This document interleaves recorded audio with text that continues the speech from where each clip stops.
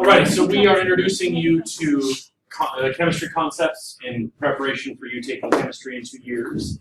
So this is your first, I believe, introduction to the periodic table. And you will see it again and again and again and again. And it's a very useful tool. So you've already looked at it a little bit in some labs that we've done. But now you're going to understand why it's arranged the way it is and have a little bit more information to go on. So here we go. In 2 years, we're going to take chemistry? Yes, you take biology next year and then chemistry after that. There you go. Okay, so, wow, that's a lot of words. Maybe you can summarize that. It seems like too many words. In Aristotle's time, the concept of an element as an irreducible substance was accepted, but it was believed that these substances could be changed into each other. So they believed that an element could become a different kind of element. And there was an entire, not really science, that's why I said pseudoscience, there was an entire discipline or study called alchemy that was about changing one kind of substance into another. What most alchemists wound up doing is just changing one compound into another because they didn't know that this compound was not an element. They thought that it was an element. But when they were doing chemical reactions, they thought that they were changing one kind of element into another kind of element, but they weren't. They were just rearranging the bonds between atoms. And that was called alchemy. Alchemy was kind of tied a little bit to some like witchcraft sort of too, because they weren't sure why these reactions were happening and there was no scientific explanation for it. So when you mix things together and it got hot and bubbled and boiled, they were like, ooh, magic, right? No, not magic, just chemistry. But anyway, alchemy as a science, as a pseudoscience, died out around the time of the Renaissance. The main point of alchemy, what it was trying to do, was take cheap, readily available materials and turn them into gold. That was the goal. Because if I could hand you a rock and you could turn it into gold, we're going to make some money. So alchemy was all about trying to take cheap things and turn them into valuable things. They did use the term element, but they used the term element in a different way than how we use the word element today. They had 9 quote-unquote elements. They did recognize lead, copper, and gold, and iron and silver, which we would agree are elements, are a pure kind of one sort of atom. But they also called fire, water, earth, and air elements. So earth is a heterogeneous mixture of all kinds of different things. Air is a homogeneous mixture of all kinds of different things. Water is a compound, it's not an element, and fire is a chemical reaction. So there are all kinds of things that they call an element, not an element. And there was medicine tied to this, like if you had a fever, the problem was your fire element was out of whack, and we had to rebalance your fire element by adding more of some other kind of element. So, it was weird. It was weird, but it was the first attempt at understanding the physical world, right? So since then, we've come up with lots of better ideas. And this is a scene of some kind of alchemy lab, right, where somebody has some chemical reaction going that's giving off light, and it's magical and mystical, and ooh, there must be a spirit here. No, it's some kind of chemical reaction that's giving off light, right? An early glow stick or something like that. Some sci-fi book I've read. Yes, yeah. And so alchemy was kind of the interaction of some weird spiritism, and I don't really know what I'm doing, but I'm mixing this stuff together and making it fun.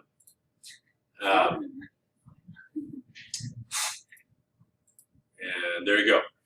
So 2,000 years later, we get a guy named John Dalton, who proposed that elements are in fact fixed entities and are unchanging. And if I can get my mouse to behave, I can move my picture and show you his, but my mouse is not wanting to play. 1. Be good. There you go. Okay, so there's John Dalton, 2,000 years after Aristotle. And he proposed that elements are fixed and unchanging. So he says, no, you can't change one kind of element into another. No matter how much you'll try, you'll never take a lead weight and turn it into a gold weight. Not going to happen. And elements are pure substances that are only composed of one kind of atom.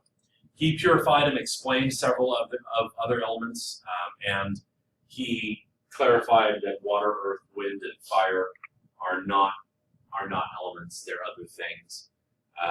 He created the first attempt at symbolically representing elements with pictures. We stopped using pictures a long time ago because once we started getting more and more and more elements, now you don't have just 8 or 10 or 12 little symbols for the element. Now you've got 90-something symbols, and now all of a sudden we start to feel like we're Chinese with all kinds of strange pictures. We have to know what this means. No offense to Chinese, but it's a lot harder to use than an alphabet. And so his system never really took hold. The Dalton symbol system, I'll show you a couple of them, but it's a lot harder to represent. That squiggle means bismuth, right, than if you just used a letter from the word bismuth. So his symbol system never took off, but his concept of an element has stayed. Here's some of his symbols. And he used some letters, right? Copper, iron, nickel, tin. But then when you have one thing that's already P, like platinum, and then you have another thing that's P, like potassium, then you can't use P anymore because you've already used P. And so he started like squiggles. So we have mercury, which can't be something with an M because there's already manganese. So let's do that. Well, how do you know that that's mercury? And this looks like Charlie Brown more than calcium. And so these symbols just got crazy, and we ditched his symbolic system a long time ago. But at least it was an attempt to try to represent an element with a symbol. Okay, 1803 and 1829. So in the early 1800s. We have other chemists who are building on Dalton's work. A guy named Berzelius adopted Dalton's view of elements, but created his own symbols based on the first 2 letters of the element's Latin name. Now that system stuck. So we have some elements that are the only element that start with that letter, so we can just use that letter, like hydrogen. But other elements where there's multiple things that start with the same letter, then we use the first letter or the first 2 letters, and we can go to Latin where we call the thing a different name to get a different set of 2 letters. And so it's a better system that's all just letters, a letter or 2, to represent an element. And then Dobereiner, sounds like Doberman to me when I say his name. Johann Dobereiner.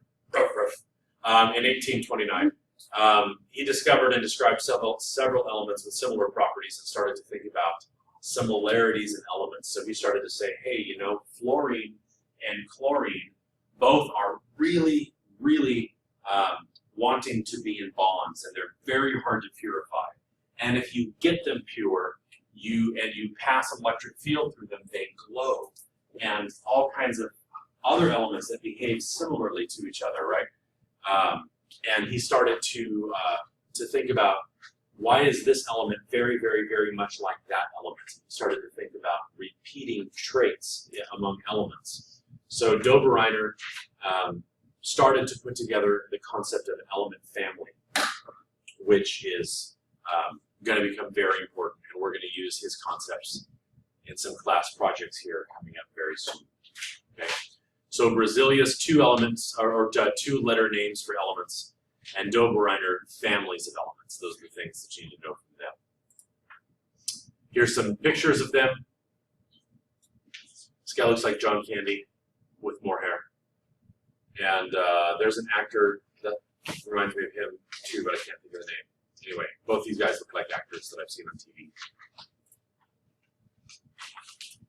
Dobereiner started to think of elements in triads.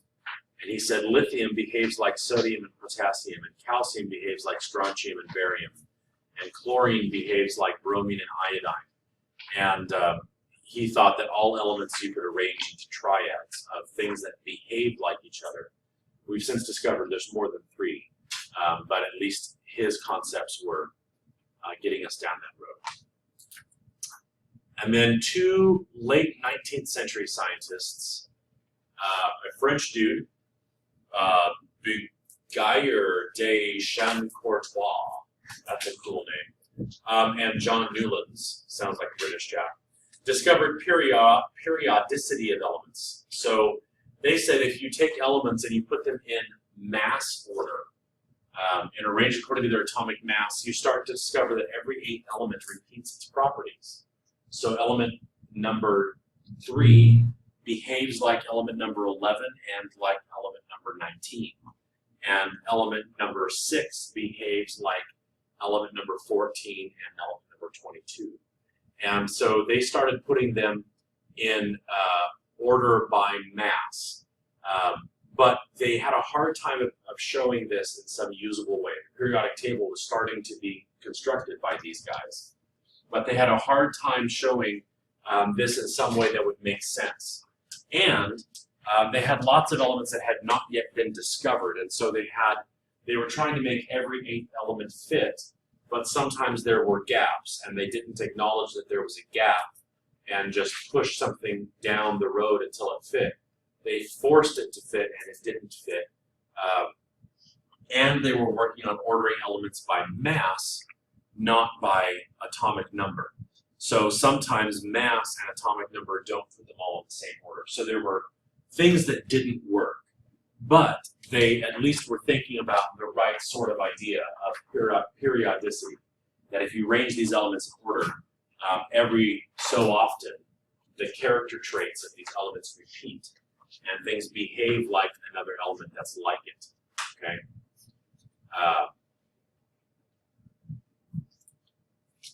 Here are some attempts of theirs to represent character traits periodically. They were famous for making cylinders, and they would arrange the elements in order of mass and wrap it around something, and then you would be able to see that things that lined up vertically behaved like each other. So lithium and sodium and potassium behave like each other, and beryllium and manganese and calcium behave like each other.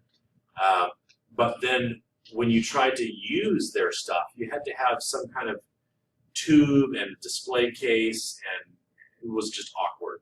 How do you print a cylinder? It's weird. And so they never came up with a good way of expressing it. And because it's all arranged by mass, not by atomic number, and they didn't acknowledge holes, there were lots of errors in it too. Okay.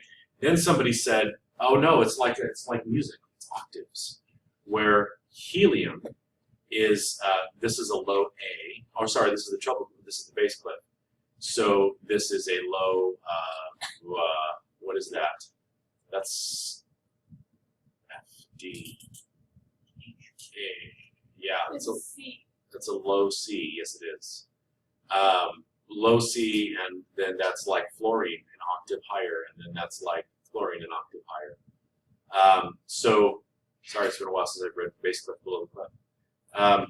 And so every note is like a element, and the elements behave like something an octave higher. So it's a good analogy as long as you're dealing with elements that are arranged the right way, but these aren't always arranged the right way.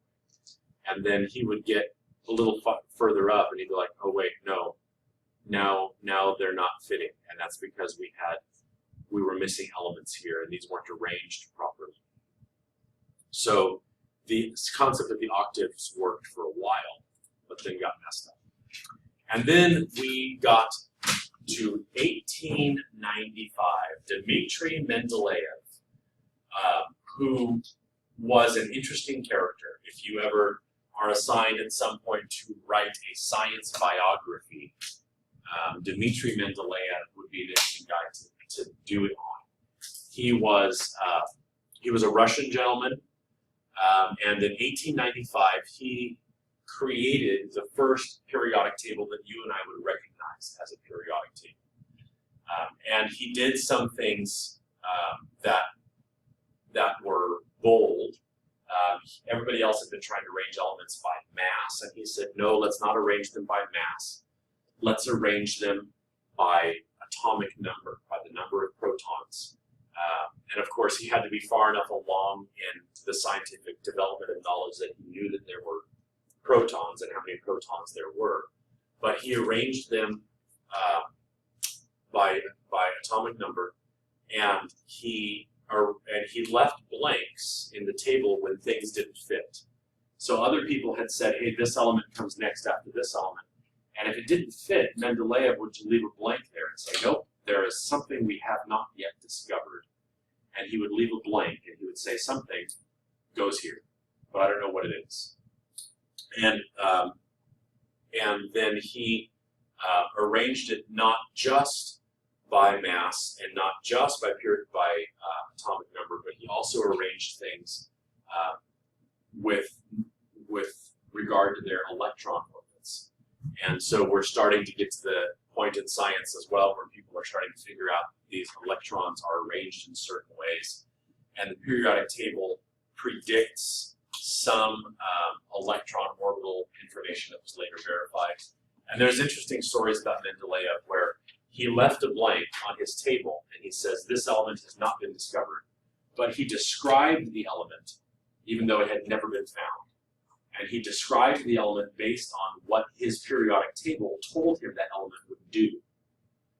And then somebody else during his lifetime discovered that element and described the element, and Mendeleev told him that he was wrong.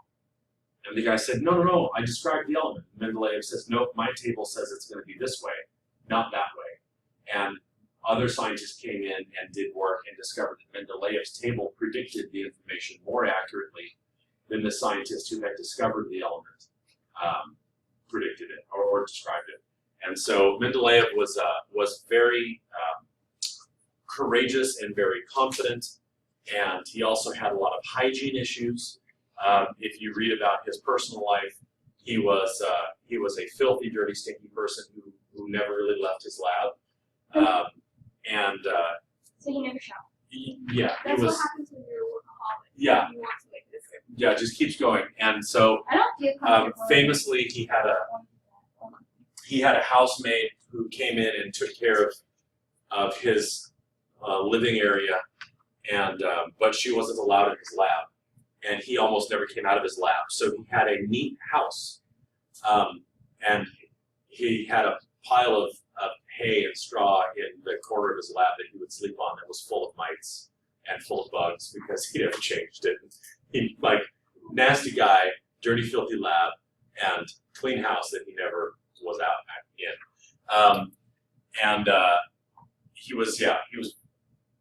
He was very prideful about his work, and when somebody challenged him, he would get really angry, and he was right, but not necessarily the kind of person you want to take to tea and talk to.